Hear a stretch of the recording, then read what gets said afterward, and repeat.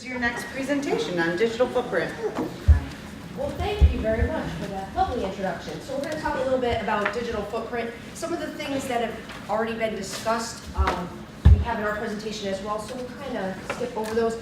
We don't mind questions during the presentation as well, so we don't necessarily have to have a formal Q&A. If you have a question, feel free to jump in and ask. So we're going to talk a little bit about what is a digital footprint, how does it get left, what are some of the short-term and long-term consequences of that digital footprint, and perhaps how to leave a slightly cleaner footprint as we move through time. So think about all the things that you've done in the last 24 hours online. That could be email, that could be on your phone, that could be I post something on Facebook, I tweeted something, I checked my email, I read the news, I shopped a little bit, I looked on Google Maps to find how to get here. All of that is part of your digital footprint. It's all out there. It's attachments in your email, it's emails you send, it's text messages, it's all part of your digital footprint. And would you want all of that information to be publicly known? Maybe you shopped for something a little naughty and you wouldn't want everyone to know that. Maybe you sent a text message to someone that was aggravating you that you wouldn't necessarily want everyone to see. So all of these things are out there, they're part of our digital footprint. And this information just continues to kind of wander around the World Wide Web and can be accessed by other people and put together. So not only might I have one piece of your information where you shopped, but I start putting that information together to maybe know you better than you know yourself. So this information is accumulated and it can be traced by other people. So that digital footprint is that trail of what's left behind as you wander through the online world. Some of it's active, meaning I went to Twitter and I meant to post that tweet even though maybe I shouldn't have. Or I posted my status on Facebook even though maybe I shouldn't have. Or I uploaded pictures, all those kind of things. But there's a lot of stuff that goes on that's passive that we don't really think about, and that could be just our browsing habits. All of that information is out there, and we don't really think of it as, I meant to share that, but it's out there and it's shareable. So there's data collected that we don't really know about, or we don't really think about, and it all makes up part of our footprint. So it could be chats, it could be Facebook, it could be blogs, it could be email attachments that I've sent. They're all part of my digital footprint. It could be video chats that I've had. So I've Skyped with someone. That video chat, again, is all part of my digital footprint. Have you used Skype before? Yes? Do you pay for Skype? Why would they give you that for free? They're just nice people, right? Why is Facebook free? Because they're taking my information. They're just nice people. They just want to provide a service for you. Yeah. Yeah. So if a product is free, you are the product. There's a reason that it's free. And it's because they want to collect some sort of data from you. And now they have it. It's forever. So this is actually from an article that's called Facebook is Using You. I don't mean to pick on Facebook because they're all using us. If it's free, how many people use free apps on their phone? Why are they free? Because people are just bored and they want to create an app and they love us. Maybe they want something from us. Maybe we're the product. So Facebook and others, not to just pick on Facebook, are collecting information about us. Yes, it's used for advertisement, but what else could they do with that information? So some people say, I don't care. I've had my students say, I don't care that Facebook has my information. I know they're using it for advertising. You know, I actually like those advertisements. Sometimes the shoes that pop up on the right are really cute. And I really wanted those, so I'm actually really delighted that Facebook, they're doing a service. They're so nice. Right? So, and sometimes cute shoes do pop up on the right, I'm not gonna lie. Well, what could they do with that information? Have they ever done anything bad with it? What can we do? Who's to say now you run for public office and they just give all that information to your opponent. Anyone gonna stop them? Where are lawyer laws? So what else could they do with that information? Well, of course, they're gonna sell it, they can. No one's gonna stop them. Now, I will say, I wish our lawyer was still here, but I know that in the United States, as a country, we're not very good about having laws to allow us to find out what information these companies have about us. European Union does a much better job. They have a lot of restrictions about the data that can be collected about you and your right to find out what data these companies have about you. And we don't do it, and I'm sure there's lobbyists involved and all that good stuff. So places like Facebook and Google, they have to comply if they're gonna do business in the European Union, which they do, they have to comply with those rules, but they don't give us the same rights. So a European Union citizen can say, you have to tell me every single piece of information that you have about me, and you have to give me a way to be able to remove that information. And we don't have those same rights, which is a little disappointing. Now, Facebook and others could just be nice and give us those rights, but it's not really in their best interest to do that, right? Google, who knows you better than Google? Nobody. Every search since, when did Google start? Oh, it's been a long time now. Every search they still have. Have you ever searched something you wouldn't want other people to know you searched? Maybe accidentally even. You've typed something and you're like, whoa, that wasn't what I was expecting to pop up. Every search. And yes, they can trace it back to your IP address. They can. Do you use Gmail? Why is Google? They're so nice to give us free email. So if you're logged into your, now they've made it even easier. So if you're logged into your Gmail account or any Google services, now they can connect your search with your email, with every attachment in your email, with, anyone have Google Voice? With your text messages, so the more products that you use under one service, and Google wants you to, right? Because they want to beat out Facebook, so they want to have all the information that they can. The scarier it is, the easier it's going to be able to connect all the dots. And so if you Google cancer treatments, they're making assumptions about your health.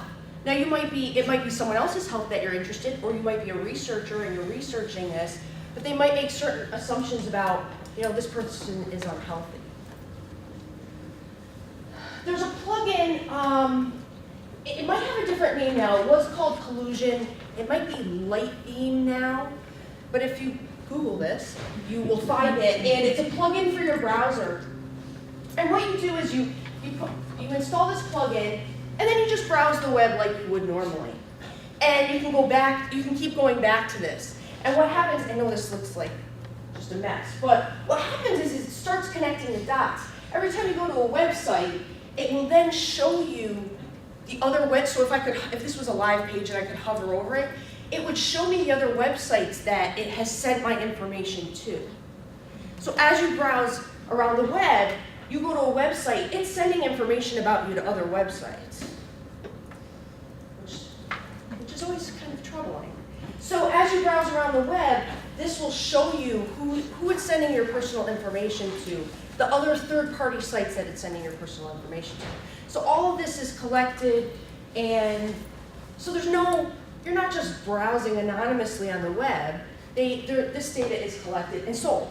I mean, again, there's a reason for it.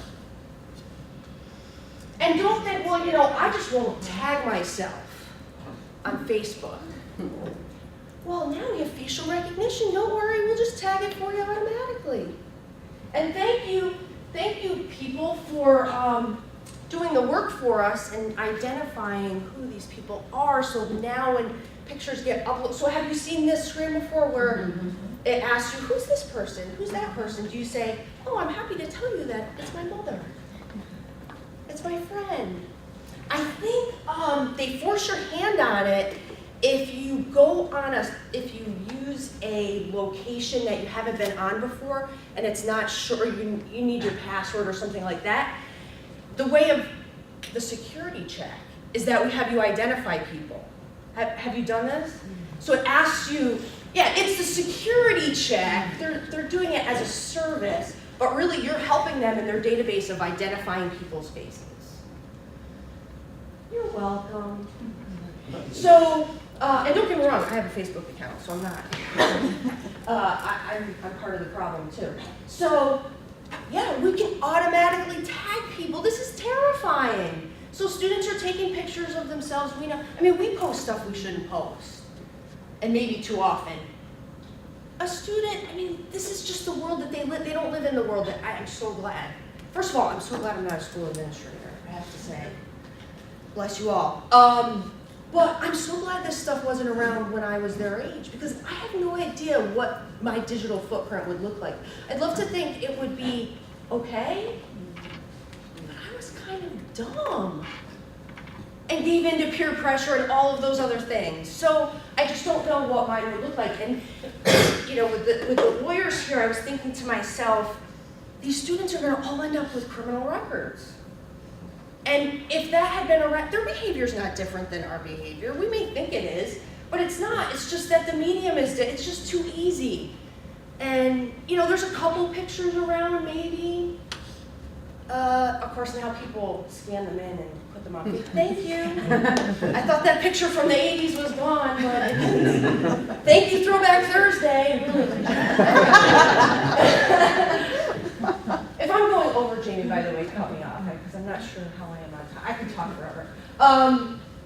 Emotion analytics. So not only facial recognition, but now there's emotion analytics where we can determine your gender, other information about you, your race, your emotions, your age. I don't know if I mentioned age, based on what your face looks like.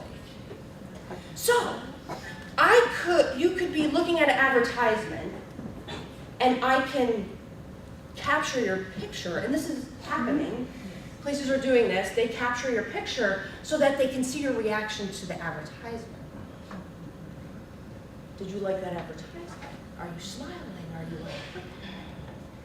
So just more information that's being gathered. Every time I see Meg, she's got a frown on her face. She must just be a miserable person. So it's just more information in our footprint that can be gathered. And we may not realize it's being captured either, right? So I could be somewhere, I see an advertisement, I don't realize they're snapping a picture of me and collecting that data. So big data is this concept of all this information that we have now about people and the ways in which we're analyzing it to, yes, it could be for marketing purposes, but perhaps we could use it for other things. I don't know, the government might like to have all this, oh, they already do, who are we kidding? So Snapchat, this is the Snapchat icon, which a few people have mentioned. And even purchases, so I purchase on Amazon, they know everything I buy. There was some post recently, and you know, they'll give you recommendations, right? So there was some post recently where someone talked about they had made certain purchases, and then it almost was identifying them as though they were a drug dealer. It's like they purchased a scale, and they purchased, I can't remember what the other things were. And then the recommendations that were coming up was like, kind of drug paraphernalia things, and you're like, whoa, they profiled me. Yeah, so think about the things, if you use Amazon or any of those, the things that come up as recommendations, they're making some sort of prediction of who you are. And who are they sharing that with? And not only that, we freely share it. So this will pop up, I made a purchase, and then it says, do you want to share this on Facebook, Twitter, or email your friends that you just bought wine glasses? Who cares? But, so I might not do that, but some people must be, I don't know. I used TurboTax to file my taxes. At the end it said, share this on Facebook that you've just filed your taxes. It's like, what? So everything, now to me it sounds crazy, but I'm 40. To, I don't know, the younger generation, it's like, yes, I tell everyone everything. That's just the way the world is. Netflix, have you watched movies that you wouldn't necessarily want everyone knowing that you've watched? Or what does that or what profile does that say if there's certain, now it's great, right? Because it gives you recommendations. You might like this, you might like that, and that is helpful. Yes, you're right, I love it. But how are other people gonna interpret me based on what I've watched? Okay, text messages too, that's all part of your digital profile. So, we have data brokers. I didn't name any of them here, but if you Google data brokers, some of the big names will come up. And yeah, they're making money off of us. So they're collecting all this data. It's very easy to do. They aggregate it, and they come up with a nice profile of who you are, what you would do. They use public records, criminal records, all that kind of good stuff. But everything, how much I spend, if I make political statements, my voting, what things I click on, what my net worth is. Obviously, they're going to have my age. You can't hide that anymore. It's so annoying. And they're making money off of us.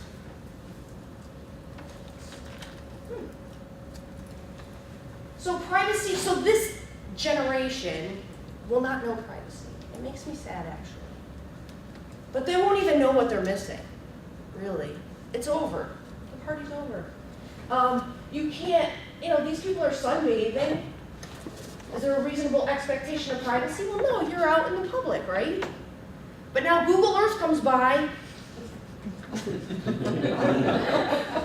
and now you're on the street view. So if you look, yeah, I mean, it starts to get a little creepy. What if I'm sunbathing? I tease my mother about this.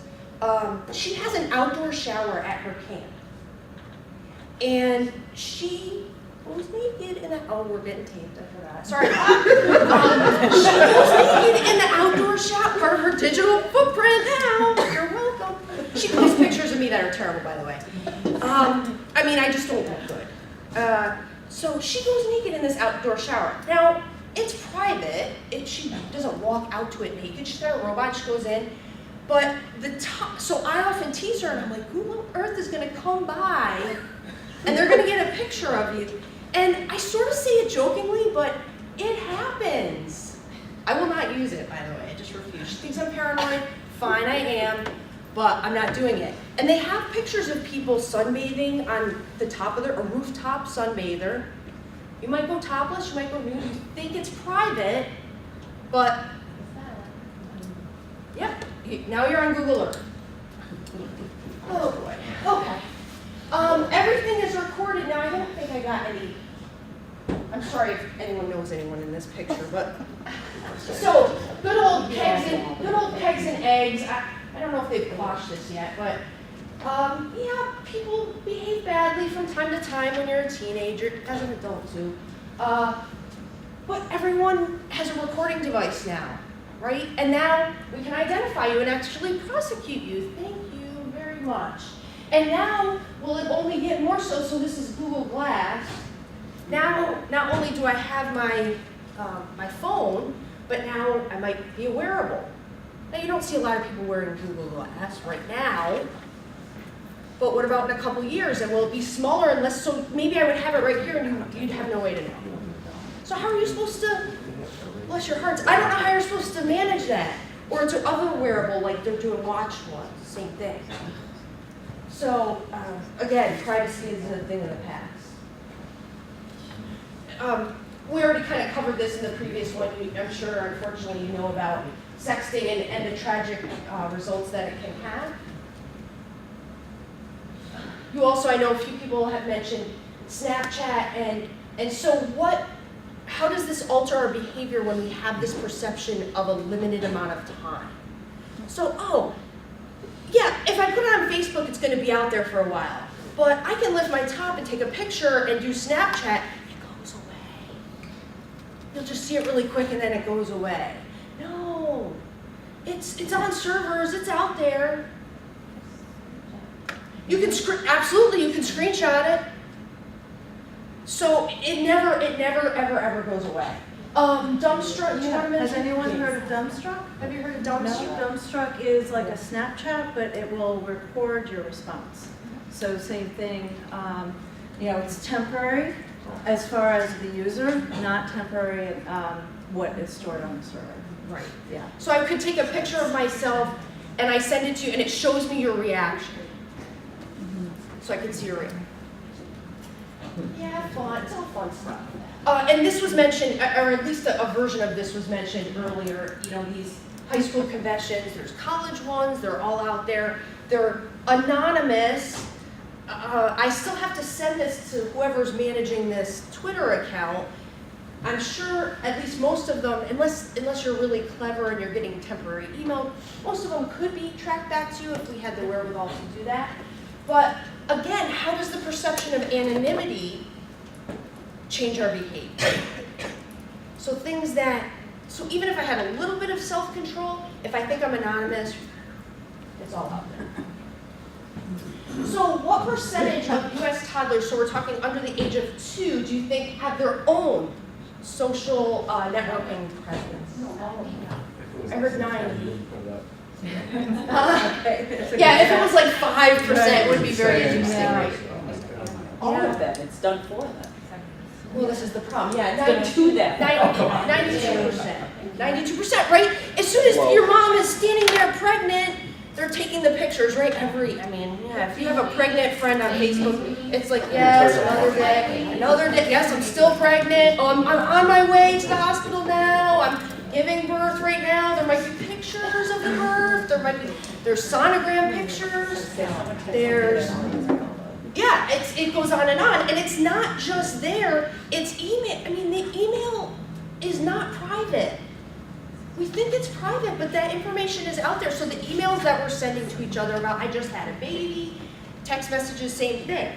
So it's all out there. What about when this baby wants to run for public office? No, maybe it won't matter.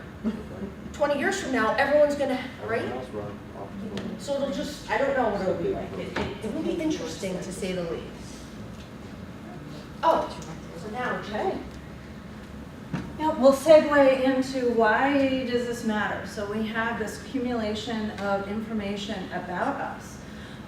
From the movie Social Media, how many of you saw that? Yeah. The internet is written in pen, not pencil, so you can't erase this. This stuff is there. So what happens immediately? So with talking to some high school students and gathering some of this data, initially the reputation amongst peers, coaches, teachers, families may be compromised, may change. Social standing, so that may change. It might bring on bullying behavior, especially if other students see what that note is or that post. Stalking for different reasons, embarrassment, loss of friendships, and negative attention that it could draw.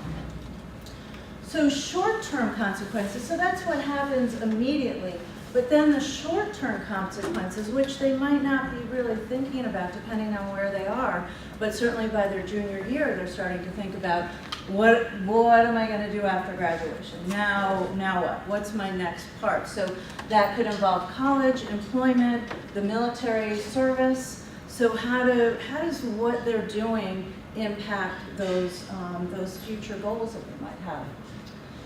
So looking at college admissions, there was a substantial research that was done that found that 29% of admissions officers use Google search, and 31% do look at an applicant's Facebook. Now, out of that 31%, 30% report finding something negative that actually impacts that behavior. So there was a New York Times article that talked about a case, you may have heard it, from Bowdoin College, where a student had a pretty good GPA and everything else looked good, but throughout their tour, they were tweeting negatively about the campus, and they were hashtagging Bowdoin, and they were able to find it immediately. So, they weren't thinking, I want to say 3 steps. They weren't thinking 1 step ahead in this. Now, most colleges and in other research, some college admission officers will say, no, we don't do that because it would be unequal. But we don't really know, are they still really doing that? Colgate University will actually tell an applicant if they have something that's negative, that they would have been a candidate for admission otherwise, but there was something negative, social media or otherwise, they'll notify the candidate and say this is why. But that's really more of an exception. So students will most likely not know and say, wow, you know, I've worked really hard for 4 years in high school and I've got a really good GPA, and my friend, my best friend who has comparable, they're getting accepted, I'm not, why? And then they continue to not know why. Now the 31%, that's admissions officers, but if they're looking for scholarships and financial aid, they're looking in a lot more detail at their at what they have online. So this is just a cartoon about, you know, someone who's writing about the coach, and then later the coach takes away a scholarship, or, you know, doesn't award a scholarship. So that's a danger there. So what are they looking for? And this we found with employers as well as college admissions. They're looking sort of for that true view. Okay, this is what they're putting out. This is their college essay. This is their GPA. This is their extracurricular. But what else? What else do they do? How are they going to represent our college, our organization after we admit them? So they're trying to look at those types of things. So Chris Betcher lives in Australia. He's an author, an educator, and he is really saying that the digital footprint is going to really have more weight than a resume down the road, and it's becoming more and more so. So what do they have on their social media? We did, so segueing into employment, we did a research in the area of employment a couple of years ago at Siena, and we surveyed the employers that typically hire our students. So this may be a couple of years ahead for a college student, but maybe they're going straight into the workforce, and these are things that they need to consider. So the internet sources that they were looking at, and MySpace was included in there, but really Google and Facebook, LinkedIn starting to a lot more, but that's not the first place they go, because again, that's sort of your facade, or your, you know, what you know that you're presenting. The other is a little bit more behind the scenes. We also asked them, well, when you're looking, what forms that negative opinion? So this can really be translated for admissions as well as employers, but unsuitable photos and videos, and also criticizing current employers, the school, the teachers, anything else that was negative in context, where it really came up very strongly in our research. And poor communication skills, that came out a little bit more in our open-ended type of questions, but they really do look, you know, and there's such a culture now that students are, you know, writing their tweets and abbreviating and things like that, but the counselors or the employers are looking to see how articulate they are, even in these online spaces. The two factors that came out very strongly as predictors of a successful hiring outcome were comments posted by friends and families, and work and education history. So those are two things that students really can somewhat manage, you know, on their own digital footprint in media space. So the deal killer, 43%, and this was research, I believe that there's over 2,000 HR respondents, but they said 43% of hiring managers research potential employees on social media, do find information that doesn't pass. And the consideration here is that they don't often tell them. So this is sort of something that they don't really know why. They just sort of, they're not getting the same opportunities. Hey, military service. So if they're deciding military career, very strong rules for, as far as social media that the parents and the family can post, as well as the service men and women themselves. So, you know, really wherever they're going, this is something that is going to be important in their future lives beyond high school. So the long-term current consequences. So now they're beyond high school, they've graduated, now they've gone to college, work, military. So farther down, they're, as Meg was talking about, they're really looking at different behaviors and making those assumptions, sort of stereotyping what this person. There was a case of someone in Atlanta. He went off on a honeymoon, came back, and his credit limit was decreased by $5,000. And the company came back and said, well, people who recently shop at the places that you shop and travel at the places that you travel often don't pay their bills, so we're decreasing your limit because of association. Now there can also be, sort of jumped around a little bit here, but your alter ego, so someone else that's out there. We have a colleague that we work with that has the same name as a convicted felon. So when he goes in, he needs to let everyone be aware of that. If you Google my name, you may find this, and this isn't me. So just having that awareness. So there's also information being gathered, LexisNexis, law enforcement, you know, future down the road, child custody, you know, things of that nature. So those are all some long-term consequences. And other long-term consequences, you might have remembered, 2 girls, 12 and 13, had a fake Facebook account, and they were, you know, online impersonation, which is a 3rd-degree felony. So there's, you know, a lot of things that can happen.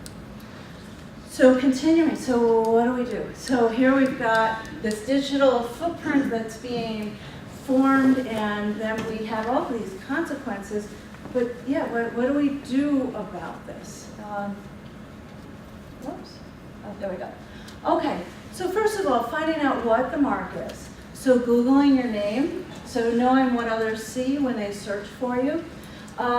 Searching by your name, your email, username, phone number. Now often, career counselors and others will create 2 accounts. One account, you can just do whatever you want to with it, and then your other account's the real you, or the persona that you want to portray. That can be good, that if the employer Googles, they'll see what you want them to see, but the fear with that, or the challenge can be, what if they stumble upon that other one, that you're just sort of on a free-for-all, or your students are for a free-for-all, posting anything that they want, and they stumble on that.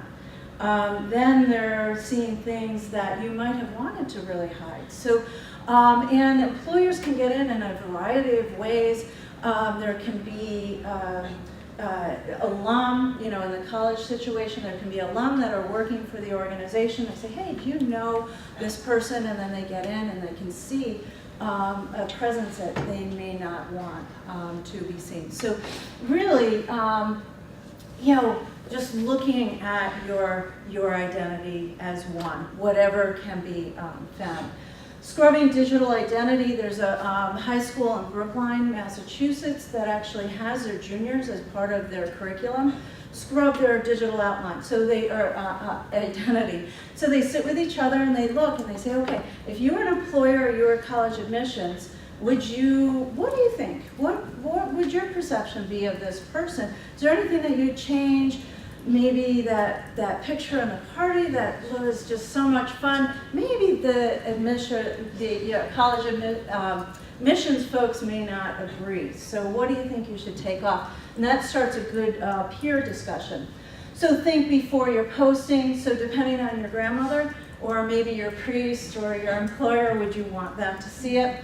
And then checking the privacy settings. So often the defaults are set, so they don't have, or we as a society don't have an idea of what everyone can see, and there's sort of that feeling of privacy that may not be there. add one thing. You probably know this, but Facebook is kind of famous for accidentally opening the security on, and oops, oh, so for 24 hours, everything was wide open. So this has happened on a few occasions.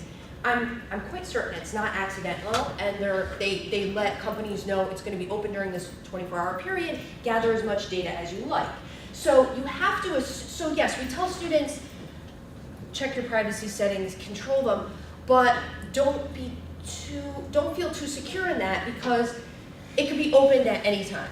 And the data is out there, and yes, you should scrub. The scrubbing is a good idea, but you can't really get rid of it. I mean, the stuff is out. Once it's posted, it's out there. And so you can try and remove some stuff. The other strategy that you mentioned about the school districts earlier is you could push some good stuff out there to kind of bury some of the bad stuff, but it's out there forever, unfortunately.